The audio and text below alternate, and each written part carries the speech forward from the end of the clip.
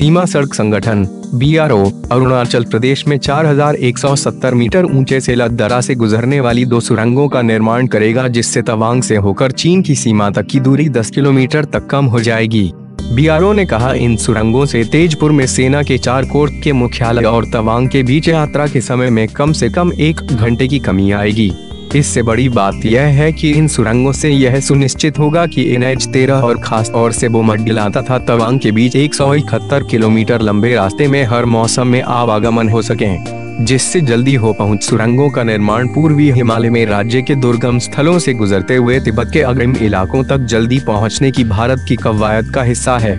BRO की वर्तक परियोजना के तहत 42 सीमा सड़क कार्य बल के कमांडर RS राव ने वेस्ट कामेंग के उपायुक्त सोनल स्वरूप से सेला सुरंग के निर्माण के लिए भूमि का अधिग्रहण करने के लिए औपचारिक अनुरोध किया है।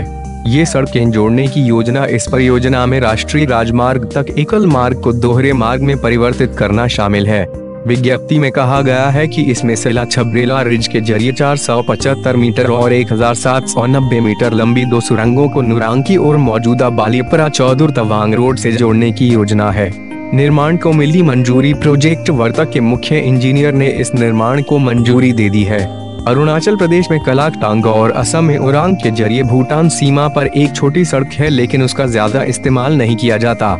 विज्ञप्ति में कहा गया है, सेला सुरंग से तवांग में पर्यटन की संभावनाएं उभरेंगी और ज्यादा पर्यटक आकर्षित करने से तवांग पूर्वोत्तर में सबसे मशहूर स्थल बनेगा। स्वरूप ने बोमडिला जिला मुख्यालय से सूचित किया कि जमीन अधिग्रहण के लिए सर्वेक्षण मानसून के बाद शुरू किया जाएगा।